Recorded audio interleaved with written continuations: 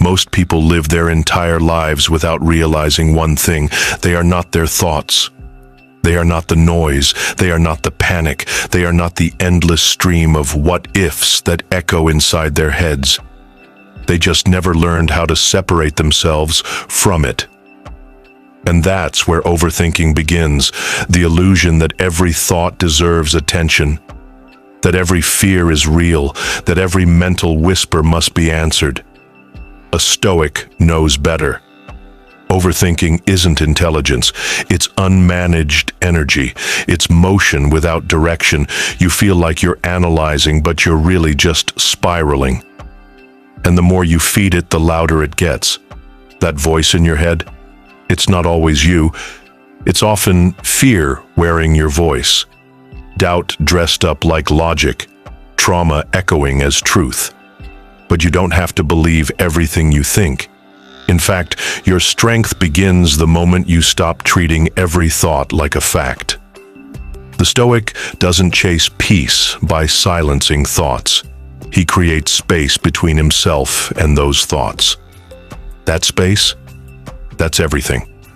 That's where you choose which ones get to stay and which ones pass like clouds in a sky that never moves.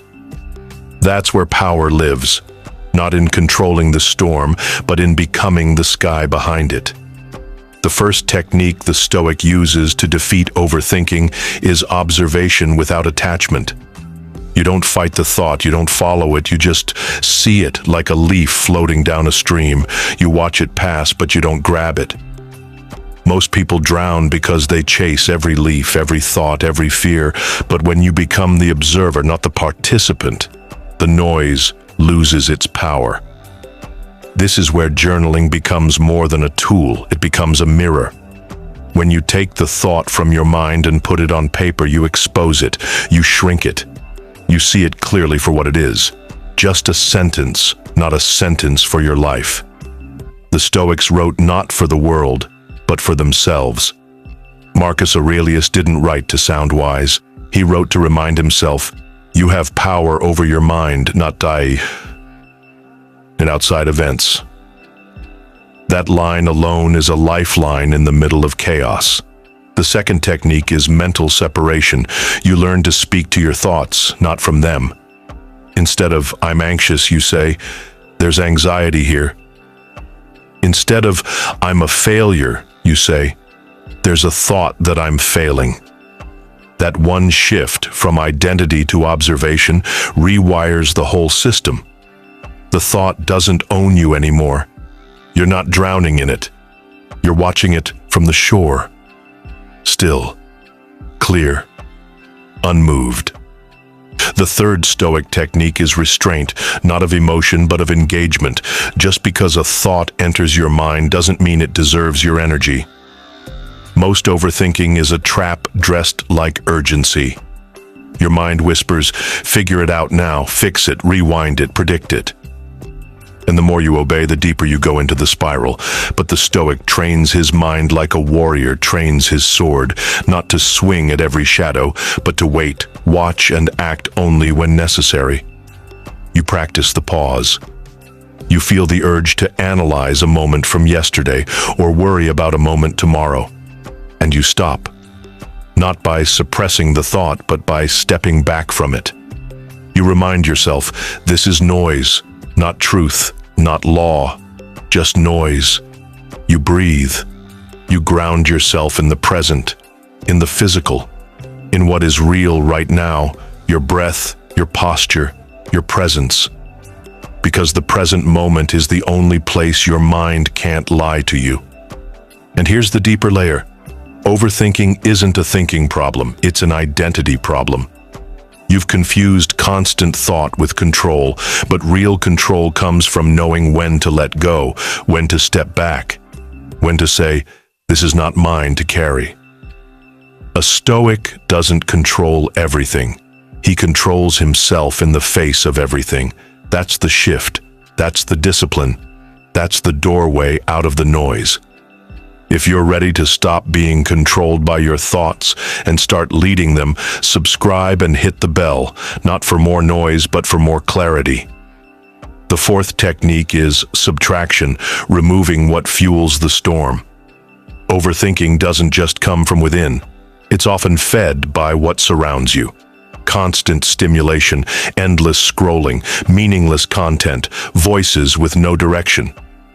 The mind becomes loud when it's filled with trash. A Stoic man simplifies his inputs.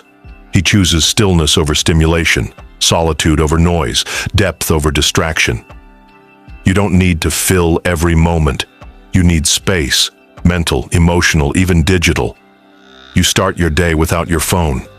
You step away from conversations that go nowhere. You protect your mental bandwidth like a soldier guards his post. Because clarity doesn't come from more, it comes from less. Less noise, less need, less trying to control what isn't yours. And in that silence, thought becomes useful again. Focused, precise, calm. This is how the modern Stoic builds his inner fortress. Not with quotes, but with routines. He stacks discipline like bricks. He creates a life where his thoughts don't control him. They serve him. His mind doesn't wander endlessly. It works like a blade, sharp, quiet, and exact. When the world pushes him to panic, he responds with presence. When his mind floods with what if, he anchors into what is. That's how you kill overthinking, not by fighting it, but by starving it. The fifth Stoic technique is redirection, training your mind to serve, not sabotage. Most people let their thoughts run wild. The Stoic gives them a job. When the mind spirals into fear, he brings it back to preparation. When it replays failure, he shifts it to learning.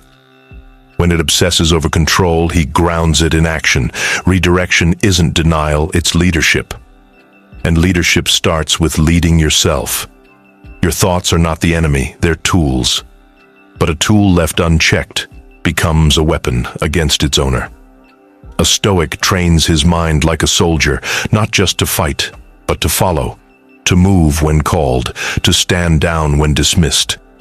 He doesn't entertain every emotion, every scenario, every fear. He filters them, channels them, puts them to work. And if they don't serve the mission, he lets them go without hesitation. This is how mental discipline is forged, not in silence alone, but in structure.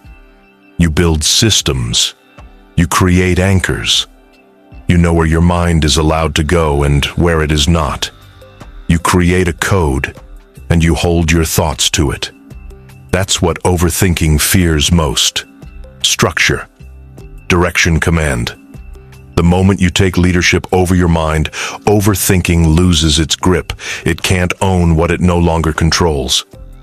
Freedom from overthinking doesn't mean your mind goes quiet.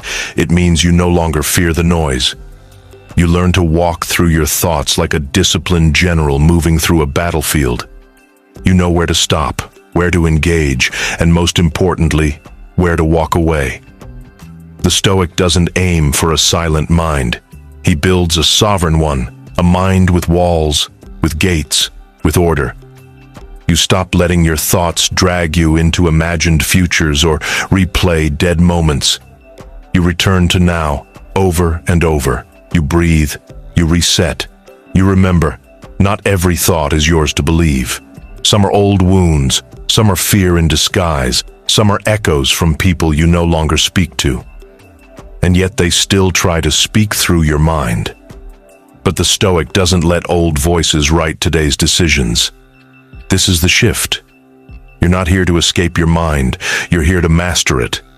Not by force, but by clarity, by routine, by refusal.